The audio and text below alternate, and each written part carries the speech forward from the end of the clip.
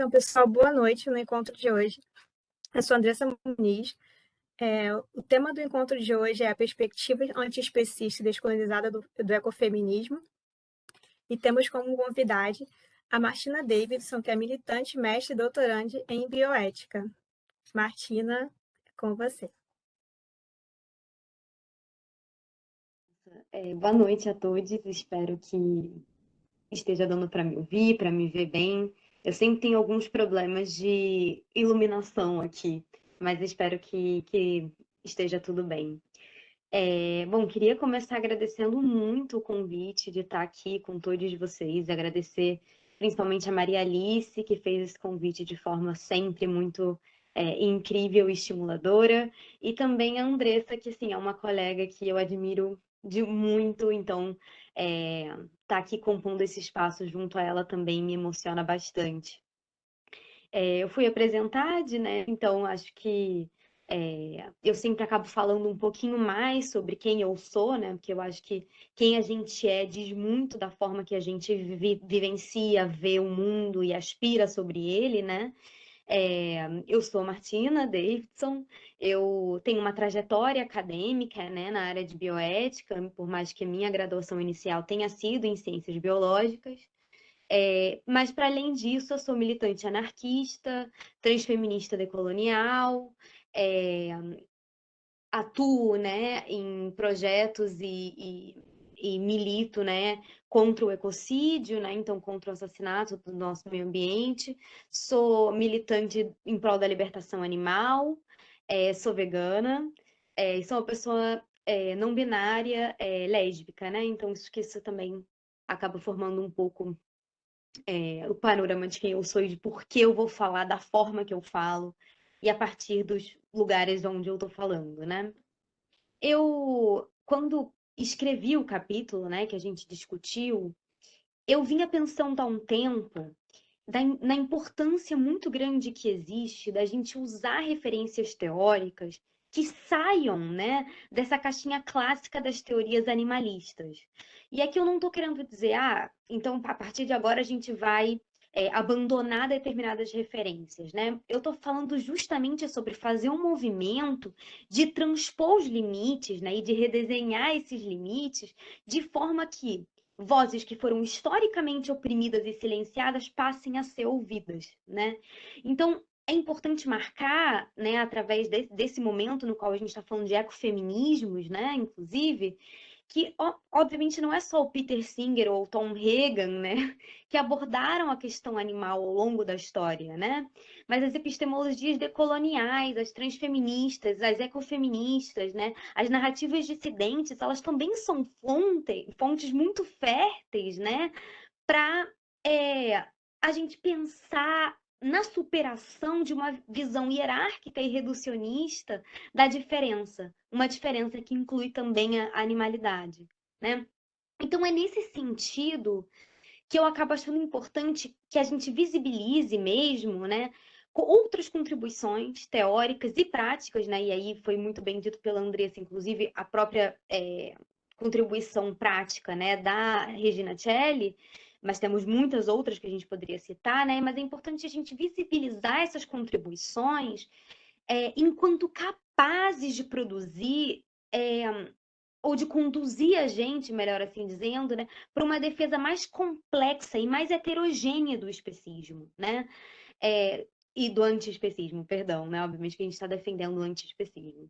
Então, esse grupo, esse lugar, esse momento em si mesmo, para mim, já representa esse giro, já representa esse momento nos quais a gente está dando visibilidade, né, a vozes, pensamentos, epistemologias que foram oprimidas, silenciadas e invisibilizadas, né, ao longo da história. E diante disso, né, eu acho que é interessante a gente parar para pensar por que falar na Lugones, né? O que a Lugones falava sobre veganismos, o que a Lugones falava sobre animalidade? Né? E por mais que a gente possa dizer que não dizia nada de forma tão direta, né? Talvez não usava esses termos, esses conceitos, Lugones apresenta para a gente toda uma proposta decolonial e um apelo à interseccionalidade, né, enquanto uma crítica a linearidade e a singularidade, né, da construção do pensamento feminista, que seria do pensamento feminista hegemônico. Então, todo esse movimento feito por Lugones, ele, na verdade, pode ser para a gente uma fonte crítica, né, para que a gente faça uma operação parecida, né, com relação ao antiespecismo ou ao animalismo de forma geral. Né, o que isso quer dizer? Em outras palavras, essas perspectivas críticas, né, sobre a colonialidade, elas são capazes de guiar a gente rumo a um antiespecismo que seja também, por exemplo, antirracista, queer, anticapacitista, anticlassista, né, e assim por diante. Então, se a gente quer desconstruir, reconstruir, né, um quadro antiespecista que seja anti-opressão de forma geral, né, a gente vai precisar percorrer pontos fundamentais que permitam que a gente reconstrua, talvez assim, passo a passo, né, a origem colonial do especismo. Né? Tudo isso, a gente, obviamente, levando em consideração as análises dos paradigmas dicotômicos da modernidade. Né? Paradigmas esses muito denunciados e recuperados, né, pelas práticas e teorias ecofeministas. Né? Então, é diante desse contexto, né, que eu escrevo esse capítulo que estamos aqui discutindo, né, ou que, para além dele, né, que esse livro também foi um pouco conceptualizado, né, ao redor disso.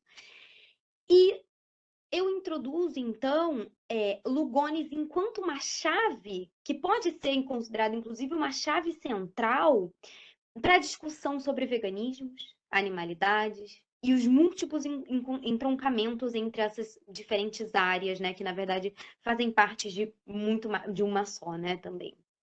Então, isso a Andressa falou também, né? Acho que é importante a gente ter a consideração de que Maria Lugones acabou implodindo, de fato, né, um sistema academicista branco, né, com base na razão branca, com base na cis-heteronormatividade, com base no especismo e etc., né? Através não só da sua identidade enquanto feminista, lésbica, marrom, né, latino-americana nos Estados Unidos, mas a partir da construção de um território de intervenção política dentro da academia. Lugones, então, faz com que as narrativas únicas, que antes eram únicas, né, que eram só as que eram escutadas, deixem de ser as únicas a serem escutadas. Ou seja, vamos visibilizar outras formas de produção de conhecimento, outras formas de pensar, de enxergar o mundo, né? Então, criticando, né, as lógicas desses supostos conhecimentos que, enfim, são reivindicados pela hegemonia enquanto neutros, né, Lugones vai apontar para a gente como essas lógicas são forjadoras das opressões coloniais. E a partir disso, ela vai levar a gente a entender que tudo isso ainda repercute, ou seja, não é uma coisa que ficou no passado, ainda repercute nas pessoas subalternizadas no presente. Né? Então, essas lógicas que operam em conjunto, e aqui essas lógicas eu estou falando das lógicas de dominação e de opressão, como, por exemplo, o racismo, o classismo, o machismo, a LGBTI-fobia, né? Ou a cis-heteronormatividade, nessas lógicas que operam em conjunto, elas geraram e mantiveram a narrativa da episteme científica da razão única, né? De um pensamento predominante, inclusive e principalmente talvez dentro do meio acadêmico. Então, é importante a gente trazer isso sempre quando a gente vai falar de Lugones, né? De, na verdade, o que representou visibilizar vozes que sempre existiram, né? O que significou fazer isso dentro da academia, né? Se não foi a construção de um território de intervenção política. E a partir dessa necessidade, inclusive, de visibilização, e mais do que de visibilização, né, de diagnosticar a estruturação do pensamento colonial moderno, que a Lugones sugere para a gente que a dicotomia humano-não humano passa a configurar a dicotomia central da modernidade colonial. Né? Então, essa própria dicotomia humano-não humano se impõe, né, a partir do processo de colonização das Américas e do Caribe, principalmente, né, obviamente. Então, Por conta disso, mesmo que os estudos críticos, né, ou alguns estudos animalistas, alguns estudos ou estudiosos antiespecistas, né, tendam a evitar falar um pouco da questão colonial, eu acho que é importante justamente que a gente fale sobre isso. Porque a gente precisa entender como as dicotomias, os binômios, os binarismos, né, humano não humano, seguem operando até hoje. Né? E para isso rolar, é importante a gente abordar os processos de colonização e colonialidade. Principalmente aqui vou me ater à questão das Américas, porque estamos falando a partir daqui. Né? Então, algumas questões são importantes de a gente levar em consideração. Por exemplo, a própria noção de que a gente tem e toma as Américas enquanto conceitualmente inquestionáveis, mas elas em si mesmas são uma invenção da modernidade. E por quê? Como assim? Quer dizer que não existe as Américas de forma concreta? É claro que existe. A gente está aqui pisando num território que tem uma série de culturas distintas e assim por diante. Mas o que isso quer dizer é o fato de que elas só se configuraram enquanto América porque elas precisaram ser configuradas enquanto uma periferia geopolítica, através do colonialismo. Né? Então, através do movimento de fazer as Américas, as Áfricas e as Ásias, né, periferias, é que a Europa acaba virando o centro do mundo. Né? Ao mesmo tempo que o capitalismo acaba, a partir de todo esse processo na modernidade, se tornando um sistema de caráter ou de dimensões globais, por assim dizer, né? Então, a partir dessa relação entre a modernidade ocidental, o colonialismo, o capitalismo global, né? Um padrão global de poder foi definido, né? E isso, por exemplo, o Quijano vai chamar de colonialidade do poder. Então, a partir desse projeto colonial imposto, né, por parte dos colonizadores, que tinham uma identidade bastante específica, né, uma identidade branca, cis heterossexual, rica, do norte global, de uma razão branca e assim por diante, né, esse projeto colonial, através das operações de racialização, ou seja, da criação da raça e imposição da raça, da generificação, da imposição e da criação do gênero e outras lógicas de dominação, criou hierarquias que justificaram e ainda justificam a violência e a opressão colonial. Por exemplo, né, o Mignolo vai falar para a gente que existe uma coisa chamada colonialidade do ser. E essa colonialidade, ela tinha a ver com a proibição de que as pessoas colonizadas, e principalmente estamos falando de pessoas negras escravizadas no continente latino-americano, foram privadas de falar suas próprias línguas. Né? E ele vai dizer assim, as línguas, as linguagens, elas não são só fenômenos culturais, né? Elas são formas de constituir uma identidade. Elas são o lugar onde se inscreve o saber. Né? Então, as línguas acabam sendo não só alguma coisa que os seres humanos têm, mas alguma coisa que os seres humanos são. Né? A colonialidade do poder e a colonialidade do saber acabam permitindo com que essa operação de proibição de falar uma linguagem destitua uma série de pessoas de poderem habitar a humanidade. Então, quando se negou toda essa possibilidade a pessoas racializadas de terem suas próprias línguas e constituírem assim as suas identidades ou continuarem constituindo suas identidades, a colonialidade destituiu essas pessoas da própria humanidade. Por isso, uma das principais consequências persistentes do processo colonial tem sido o que a gente chama da animalização dos povos colonizados, né? Essa animalização, ou seja, o processo de tornar animal, aproximar do animal em termos ético-políticos e morais, né, acabou, por exemplo, levando a possibilidade de justificação, obviamente que a gente sabe que isso não deveria ser assim, né, mas é o que essa lógica da animalização permitiu a justificativa e a justificação, né, da, por exemplo, dominação, exploração, violência e a própria escravização de pessoas racializadas nas Américas, né? Sejam pessoas trazidas do continente africano ou pessoas que constituíam e existiam já no continente americano. Né? Então, os povos foram concebidos como selvagens, né? Como primitivos, e foram situados, inclusive, como parte do passado, que foi subordinado e superado pelo desenvolvimento da história universal, né? Que teve como ápice, como centro, como mais importante o homem civilizado. Eu uso o homem de forma proposital, não é não é uma escolha que eu quero representar o homem enquanto humanidade. Eu estou falando de um homem realmente cisgênero, heterossexual, um homem bastante específico, né? E principalmente o que é considerado saudável dentro da lógica capacitista. Então, essas narrativas racistas, elas foram reforçadas por uma série de afirmações científicas sobre as semelhanças biológicas e fisionômicas entre pessoas não brancas e animais, né? Legitimando, então, a branquitude enquanto um modelo e padrão da humanidade. Então, é importante a gente entender que a branquidade, e por isso é muito importante, por exemplo, que eu, enquanto pessoa branca, pense o tempo inteiro nos privilégios da branquidade, não só atuais, mas também que remontam desde a criação e constituição da identidade do que significa ser branco, entender que a branquidade é forjadora de uma série de opressões que continuam vigentes até hoje, né? Então, acho que isso é importante a gente entender. E seguir dentro dessa linha de pensamento o fato, ou um apontamento, inclusive, né, de Lugones, quando ela fala que esse sistema de poder global, até hoje, não consegue admitir que antes da colonização não existia um mundo vazio, né? Que, na verdade, existia um mundo muito rico em termos culturais, políticos, sociais e etc., né?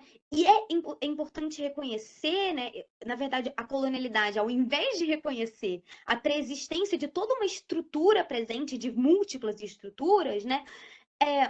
O processo de colonização instituiu a categoria colonizado, entre aspas, né?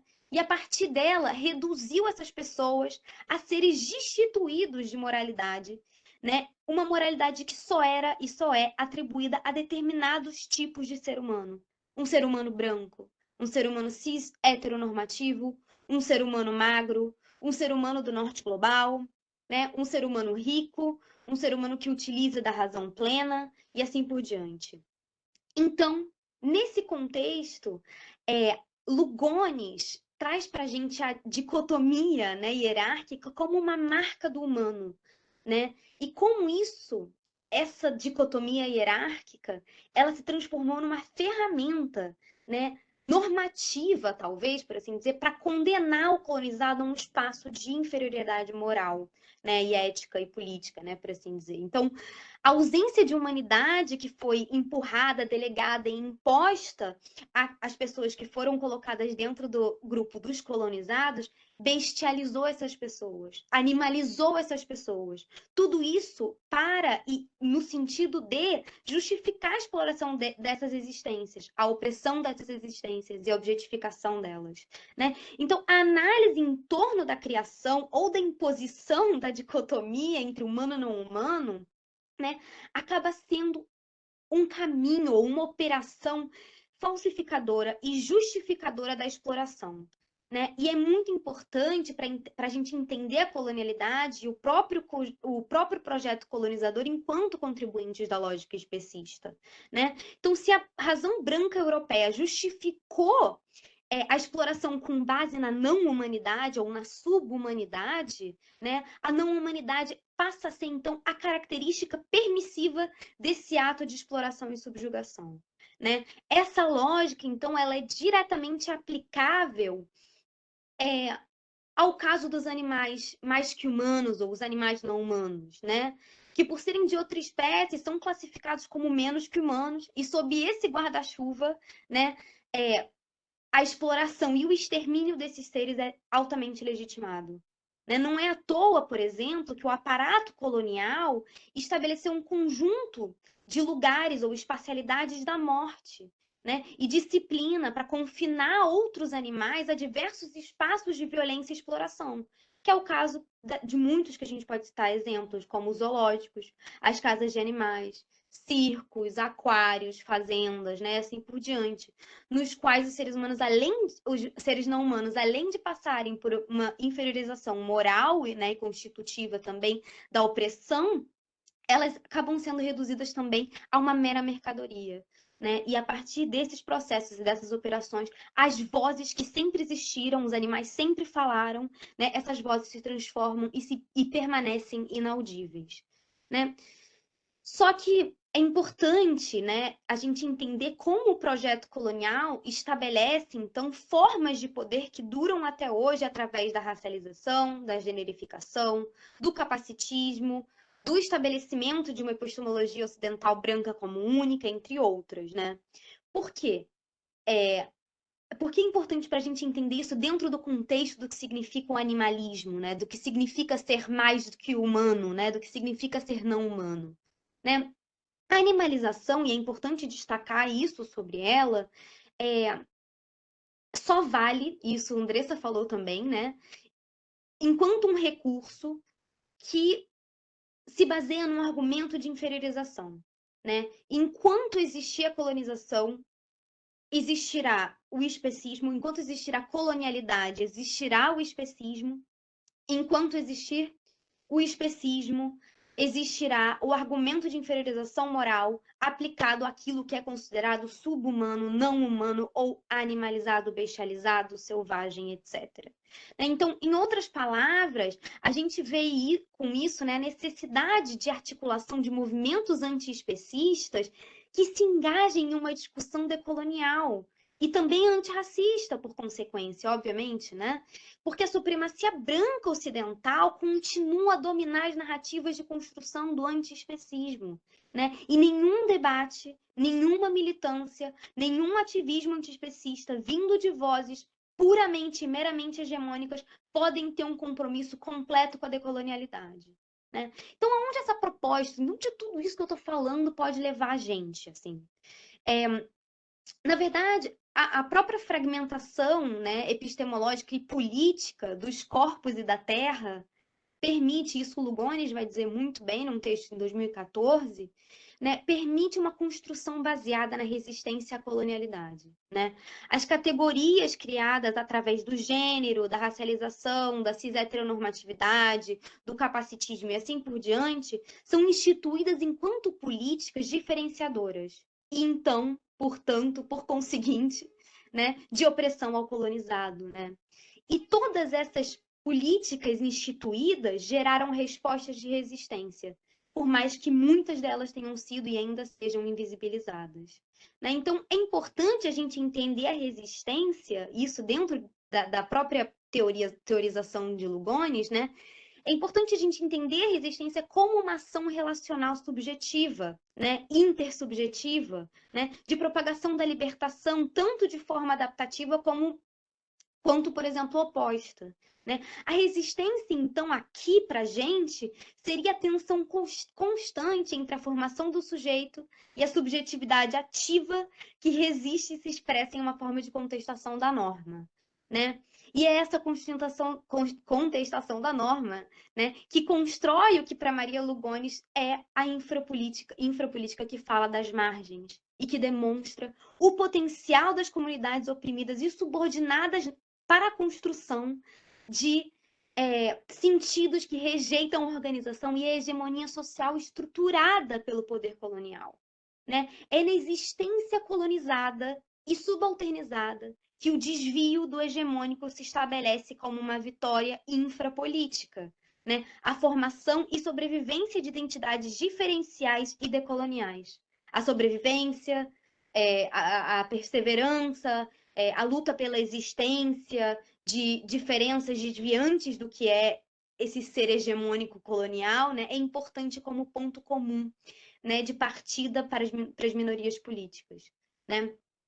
Então, será que, por exemplo, se a gente pensar a mesma coisa aplicada, né, sobre os movimentos antiespecistas, né, e as imposições desses movimentos, será que a gente consegue ver, por exemplo, a resistência antiespecista decolonial decolando, né? O respeito pela diferença animalizada no sentido próprio mesmo do não humano, né, faz sentido dentro da lógica faz sentido tanto na lógica não especista quanto na lógica de resistência decolonial proposta por Lugones.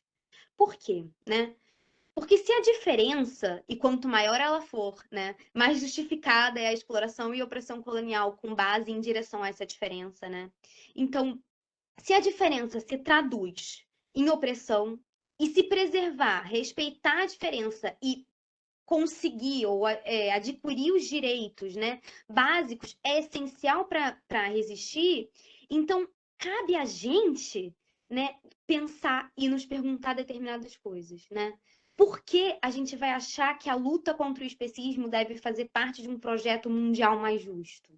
Né? Por que a colonialidade é a imposição de categorias dicotômicas que justificam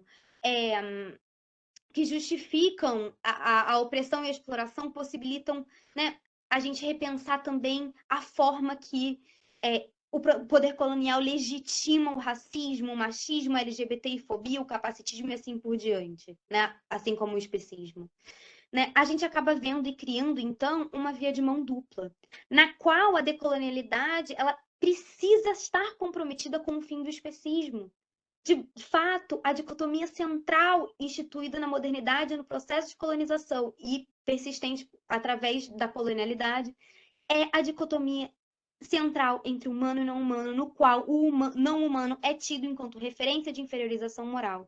Alocado do lado do não humano estão todas as minorias subalternizadas, inclusive os animais não humanos. Né? Isso é muito importante da gente entender e da gente se perguntar, assim. Prometo que eu já estou finalizando, porque é muita coisa para falar, né? E acho que eu também fico empolgada. Então, eu acho que tem algumas coisas que são importantes da gente pensar. Já que a gente está falando de animalização e de formas de combater a animalização enquanto um recurso de inferiorização moral, né, a gente tem que falar sobre veganismos. A gente tem que falar sobre sobre uma prática política, né, de denúncia, de ação engajada contra os especismos e as inferiorizações morais com base na animalização. E quando a gente vai falar sobre isso, a gente precisa falar sobre veganismos, né, que se comprometam, obviamente, com uma discussão decolonial e antirracista por consequência. Uma vez que, como eu já disse antes, né, a supremacia branca ocidental continua dominando as narrativas de construção do veganismo mais difundido. Esse veganismo que foi muito bem apresentado por Andressa, né, como o veganismo de V maiúscula, né, que carregam as marcas da sua origem e do conceito histórico-social no qual se inseria. Então, esse conceito de veganismo proposto pela primeira vez em 44 no Reino Unido, né, por Watson, ele assim, delimitava um tipo de exercício que tinha a ver muito mais com saúde e alimentação do que com posicionamento engajado político contra a opressão que acomete a não-humanidade. Então, depois de cunhar o conceito de veganismo, Watson funda a Sociedade Vegana, né, do Reino Unido e começa a produzir revistas trimestrais com conteúdos relacionados à saúde, com receitas, e com uma série de conteúdos que estavam de acordo, inclusive, com as próprias políticas de Estado, né? Que no momento eram políticas de racionamento, dado a guerra, racionamento de alimentos, e que estimulavam o plantio de vegetais em casa, né? Então, para quem essa sociedade falava? Quem era essa sociedade? Bom, a sociedade, obviamente, falava para pessoas brancas, de classe média ou alta, né? Cis heterossexuais, do norte global, e sem preocupações por exemplo, com a igualdade de gênero. Além disso, essa sociedade vegana abraçou as políticas de guerra britânicas e disseminou publicidade nas suas revistas, introduzindo produtos específicos para o público vegano, que começaram a aparecer cada vez mais na época. E isso também está altamente alinhado com o que foi trabalhado no capítulo da Daniela, do Fábio e da Tânia, né? Quando a gente fala da cooptação do veganismo, esse veganismo de V maiúscula, por parte do neoliberalismo, do capitalismo, né? Então, diante de um veganismo que se instituiu, principalmente esse veganismo de V maiúscula, né? Que se institui enquanto um estilo de vida, a sociedade de consumo se depara com a potencialidade e a mera potencialidade de um novo nicho de mercado. Então, uma nova parcela de mercado consumidor foi criado, né? Em que, obviamente, os compradores, eles podem ser facilmente identificados por causa das suas necessidades específicas, que geralmente eram pouco ou menos exploradas comercialmente, que hoje em dia a gente vê que são altamente exploradas, né? Então, nenhum debate, nenhuma militância, nenhum ativismo que tenha origem nesse veganismo de V maiúsculo, destituído de uma preocupação política contracultural, né, pode ter um comprometimento decolonial. E muito menos pode se encaixar na definição de resistência que a gente falou anteriormente, que Lugones introduz para a gente. Então, quando eu trago a Foucault, né, que é uma acadêmica e militante negra e vegana dos Estados Unidos, né, e digo que ela afirma que o debate acerca da animalidade é o que mais potencial tem de adentrar os movimentos negros ou os espaços de discussões raciais, isso é importante porque o recurso ao redor da animalização é capaz de aproximar os veganismos, e aí no plural, contracultural, contra-hegemônicos, né? Esses veganismos, aproximaria os veganismos da decolonização, ao admitir que os movimentos antirracistas já têm por si mesmos capacidade de realizar discussões sobre opressão animal, sem a necessidade de políticas intervencionistas brancas europeias. Então temos aí veganismos concretamente decoloniais, que não impõem, mas que sim ouvem e emancipam. Então, é importante, né, diante de tudo isso, a gente entender a colonialidade e a imposição das categorias dicotômicas de justificação de opressão e exploração, e ver como essas imposições permitiram não só o racismo, o machismo, a LGBTfobia e o capacitismo, mas também o especismo instituído globalmente, né? E aí é importante a gente se perguntar como pensar veganismos de trincheira, né, a partir de Lugones, que é aqui onde eu encerro um pouco o meu pensamento. Né? Para Lugones, é importante que exista uma tarefa de visibilização da diferença colonial, né? E de resistência ao apagamento dessas diferenças, né? Então ela passa a ouvir e aprender a partir das diferenças daquelas que tentam constantemente resistir aos poderes coloniais. Então, nas próprias palavras da Lugones, né, ela fala assim: é nas histórias de resistência, na diferença colonial, onde devemos residir, aprendendo umas sobre as outras. Então, conforme a colonialidade vai infiltrando, né, cada aspecto da vida subalternizada, seja pelo corpo, pelo trabalho, pela propriedade, pelas leis, pelos impostos, pela expropriação de terras, um tema bastante importante a gente ter presente atual, né? Mas ela é enfrentada pelas pessoas que resistem ao capital. E daí também uma indissociabilidade entre decolonialidade e anticapitalismo, né? Então a lógica que é seguida pelas pessoas que estão no lugar de resistência, né, é uma lógica que não é consentida pelo poder, obviamente. Então, o movimento desses corpos e relações, né, não são estáticos ou fossilizados, né?